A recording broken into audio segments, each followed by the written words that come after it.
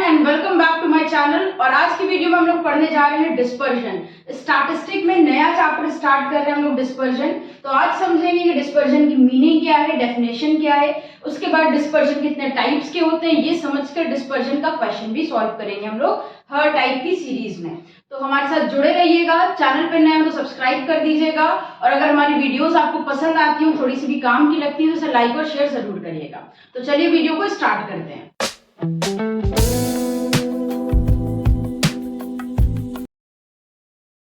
सबसे पहले हम लोग समझेंगे कि डिस्पर्जन की मीनिंग और डेफिनेशन क्या है।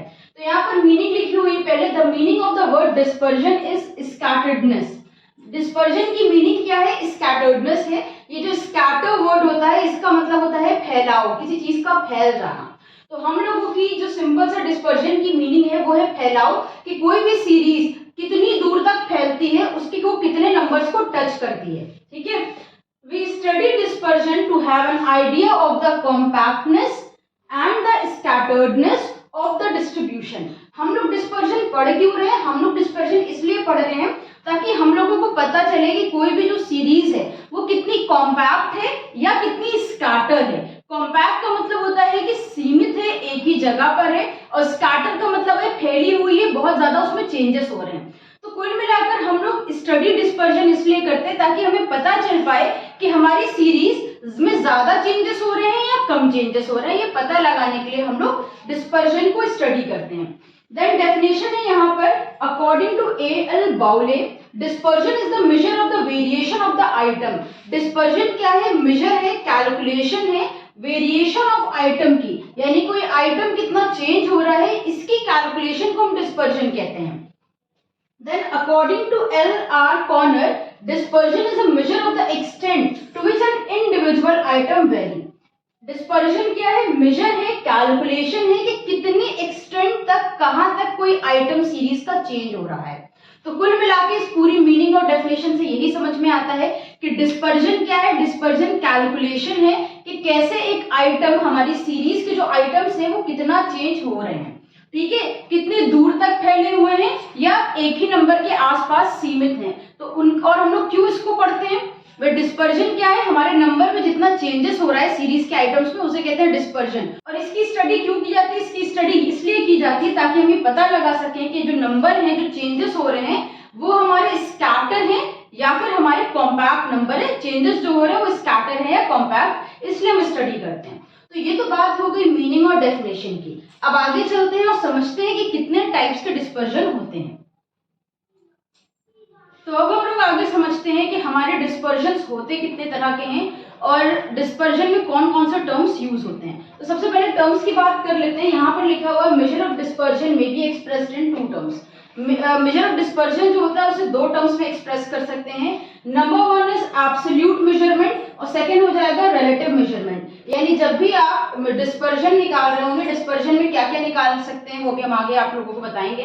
तो जब भी आप डिस्पर्जन निकाल रहे होंगे तो डिस्पर्जन में कोई भी मेथड यूज कर रहे हो, कुछ किसी भी तरह का डिस्पर्जन आप निकाल रहे हो, उसमें आपको क्या करना है? दो टर्म्स निकालने हैं। पहला एब्सोल्यूट मेजरमेंट करना होगा, सेकंड आपको रिलेटिव मेजरमेंट करना होगा। अब एब्सोल्यूट मेजरमेंट कहाँ पे यूज होता है, रिलेटिव मेजरमेंट कहाँ पे यूज होता है, ये थोड़ा सा थ्योरी पर्पस से आप समझ लीजिए। एब्सोल्यूट मेजरमेंट यूज होता है जब हम एक सीरीज, वन सीरीज में डिस्पर्जन निकाल रहे होते हैं। ठीक है, और जब एक से ज्यादा सीरीज होती है तो वहां पे, या मोर देन वन आइटम, तो अगर एक ही सीरीज का आपको एक ही टाइप की इंफॉर्मेशन दी है, मान लो एक क्लास में जो बच्चे हैं उनका वेट आपको दिया है और उसका आपको डिस्पर्जन निकालना है, तो वहां पर आप एब्सोल्यूट डिस्पर्जन निकालोगे। बट दो टाइप की सीरीज है या दो चीजों के बीच में रिलेशन निकालना है, एक से ज्यादा के बीच में, तो वहां पे क्या होगा? रिलेटिव डिस्पर्जन हो जाएगा। एक चीज और ध्यान रखना, ये जो होता है ये सिंपली सेंटीमीटर को केजी और हाइट को सेंटीमीटर्स में, या इनकम है तो उसे रुपीज में, इस तरह से मेजर करके यहाँ पे इस तरह से मेजर किया जाता है। बट इसे जो है वो परसेंटेज में या रेशियोज में मेजर किया जाता है। ठीक है, तो आपको ये भी ध्यान रखना है कि जिस टर्म में दिया होगी सीरीज, हमें जो वर्ड सीरीज में यूज हो रहा होगा वही एब्सोल्यूट डिस्पर्जन में यूज होना है। बट जो रिलेटिव मेजरमेंट होता है वहां पर हम आंसर में परसेंटेज या रेशियोज में आंसर निकालकर कैलकुलेट करते हैं। अब देखते हैं मेजर ऑफ डिस्पर्जन के अंदर क्या क्या निकल सकता है या मेथड ऑफ डिस्पर्जन क्या होते हैं। तो मेजर ऑफ डिस्पर्जन को तीन कैटेगरीज में डिवाइड डिवाइड किया गया। पहला है पोजिशनल मेजर ऑफ डिस्पर्जन, दूसरा है एवरेजिंग डेविएशन और थर्ड है ग्राफिंग मेथड।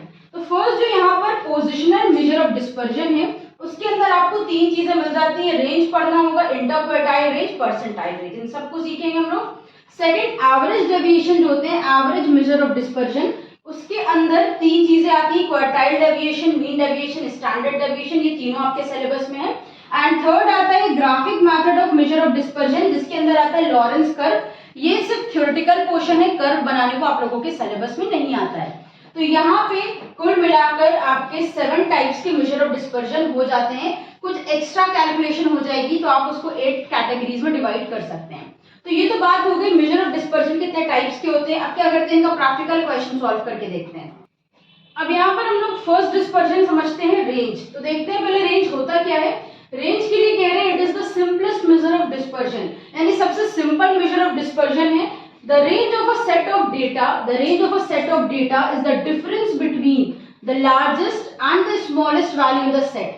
किसी भी सेट ऑफ डेटा का, किसी भी सेट ऑफ ऑब्जर्वेशन का, या कहीं पर भी आपको नंबर ऑफ आइटम्स दिए हो, कोई भी सीरीज दी हो, तो उस सीरीज में अगर आपको रेंज निकालना है तो वो simply difference between largest and the smallest value, उस सीरीज का जो सबसे बड़ा नंबर होगा और उस सीरीज का जो सबसे छोटा नंबर होगा, उनका डिफरेंस ही आपका रेंज होता है। रेंज का फॉर्मूला क्या होगा, रेंज का फॉर्मूला होता है L माइनस एस, यानी largest number minus smallest number, और कोएफिशिएंट ऑफ रेंज यानी उनका रिलेटिव क्या होता है, रिलेटिव होता है L minus S divided by L upon S, L plus S. ठीक है, कोएफिशिएंट ऑफ रेंज होता है L minus S divided by L plus S. इस तरह से आप रेशियो में आंसर निकाल लेंगे। अगर आपको आंसर परसेंटेज में चाहिए तो आप मल्टीप्लाई बाय 100 भी कर सकते हैं। अब हम लोगों ने यहाँ पर 2 क्वेश्चन लिए हैं, इनको हम, ये सिंपल इंडिविजुअल सीरीज है, इसमें हम क्या करते हैं, रेंज कैलकुलेट करते हैं। देखिए पहला क्वेश्चन है यहाँ पर जिसमें कह रहे हैं find out range and it's coefficient, और ये एक सीरीज दी हुई है। तो हम लोग जब इसको सॉल्व करेंगे तो पहले रेंज का फॉर्मूला लगाते हैं, range is equals to L minus S, यानी largest number minus smallest number. Largest number कौन सा होगा, लार्जेस्ट नंबर वो होता है जो आपका प्लस में हो और सबसे बड़ा हो सीरीज में। तो प्लस वाले नंबर में सबसे बड़ा कौन है यहाँ पर, 10। तो प्लस वाले नंबर में, पॉजिटिव नंबर में सबसे बड़ा है 10, लिख दिया। उसके बाद जो माइनस का साइन लगा दिया। अब हम स्मॉलेस्ट नंबर ढूंढते हैं। तो आपका जो नेगेटिव नंबर में सबसे बड़ा होगा उसकी वैल्यू सबसे छोटी होती है। नेगेटिव नंबर में सबसे बड़ा है यहाँ पर -10, तो ये हम ले लेते हैं स्मॉलेस्ट नंबर में। 10 रखा, माइनस माइनस हो जाएगा प्लस, 10 प्लस 10, रेंज आ गया हमारा 20। ठीक है, रेंज निकालने के बाद हम इसका कोएफिशिएंट निकालते हैं। कोएफिशिएंट का फॉर्मूला क्या है, L minus S, L plus S. तो L प्लस 10 है, S माइनस 10 है। यहाँ रखते हैं 10, ऊपर वाले में माइनस करना है और 10, फिर प्लस का साइन लगाएंगे, ब्रैकेट में -10, माइनस माइनस ये हो जाएगा +10 और प्लस माइनस यहाँ पर हो जाएगा -10। 10 में 10 प्लस किया ये हो गया 20 और 10 में से 10 माइनस किया ये हो गया 0। 20 में 0 से डिवाइड देंगे, हमारा कोएफिशिएंट भी 0 हो जाएगा। ठीक है, तो कोएफिशिएंट ऑफ रेंज कितना निकल कर आ गया है, 0। ये तो था पहला क्वेश्चन। अभी क्या करते हैं, नेक्स्ट क्वेश्चन को करते हैं। तो नेक्स्ट क्वेश्चन में भी कह रहे हैं calculate range and coefficient of range. Range निकालना है और कोएफिशिएंट ऑफ रेंज निकालना है। रोल नंबर दिए हैं यानी सीरियल नंबर दिए हैं और मार्क्स दिया है, मार्क्स का मतलब x दिया है आपका साइज। तो जब भी कभी क्वेश्चन में मार्क्स के साथ में रोल नंबर या सीरियल नंबर दिया हो या अल्फाबेट दिए हो ABCD, तो वहां पर घबराने की जरूरत नहीं है, आपको उसे इग्नोर करना है, आपको सिर्फ मार्क्स देखने हैं। यही आपकी मेन सीरीज है, x है। आपके जो x है उनमें से आप रेंज निकालेंगे। रेंज का फॉर्मूला क्या है, L माइनस एस, यानी largest number minus smallest number. इसमें सबसे बड़ा नंबर है 46 और सबसे छोटा नंबर है 4। तो 46 माइनस 4 लिखते हैं, यहाँ आ गया 42, रेंज निकल कर आ गई है 42। अब हम निकालते हैं कोएफिशिएंट ऑफ रेंज। तो कोएफिशिएंट ऑफ रेंज का फॉर्मूला क्या होगा, L minus S divided by L plus S. तो हम ले लेते हैं, L है हमारा 46 और S है हमारा 4। एक बार हम लिखेंगे 46 माइनस 4, एक बार लिखेंगे 46 प्लस 4।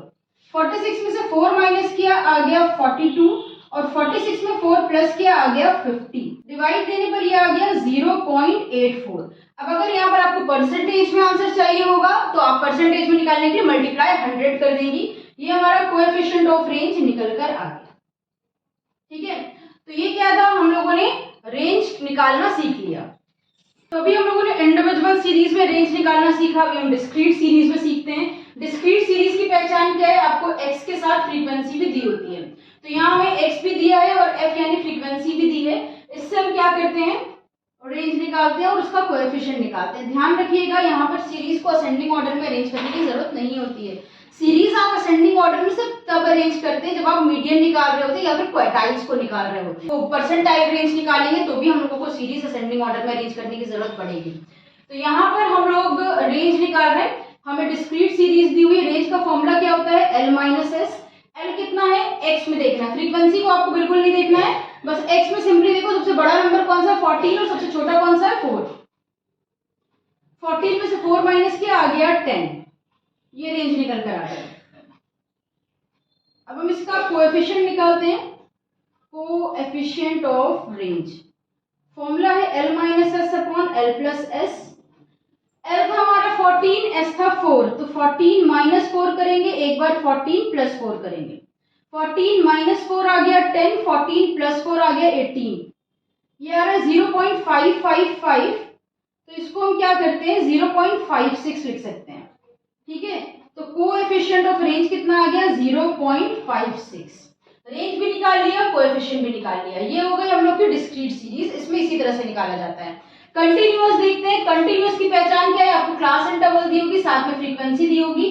तो यहाँ पर हम लोगों को रेंज निकालने के लिए, कंटिन्यूअस में रेंज निकालने के लिए आप क्या करोगे, आपके जो क्लास इंटरवल है उसमें से लास्ट क्लास इंटरवल का L2 ले लो 200 और फर्स्ट वाली क्लास इंटरवल का जो L1 है उसे ले लो। 200 में से 100 माइनस करेंगे, बचा 100, रेंज आ गया।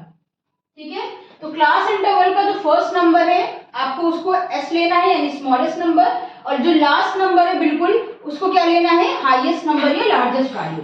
अब हम कोएफिशिएंट ऑफ रेंज निकालते हैं, फॉर्मूला है L minus S upon L plus S. एक है 200, एक है 100। 200 में से एक बार 100 माइनस करेंगे और 200 में एक बार 100 को प्लस करेंगे। 200 में से 100 माइनस किया, बचा 100 और दोनों को प्लस करने पर आ गया 300।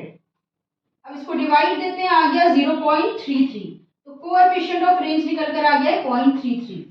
तो ये हम लोगों ने क्या करा, रेंज निकालना सीख लिया है तीनों टाइप की सीरीज में, इंडिविजुअल, डिस्क्रीट और कंटिन्यूअस सीरीज। उम्मीद है आपको समझ में आ गया होगा और अब आप तीनों टाइप की सीरीज में इजीली रेंज निकाल लेंगे। तो अगर वीडियो पसंद आई हो, थोड़ी सी भी काम की लगी हो, तो इसे लाइक और शेयर जरूर करना। कोई किसी टॉपिक में अगर डाउट है तो कमेंट में बताना। इंस्टाग्राम पर अगर फॉलो नहीं किया है तो जरूर करना। फिर मिलते हैं एक नई वीडियो के साथ। हमारे साथ जुड़े रहने के लिए, वीडियोस को देखते रहने के लिए थैंक यू।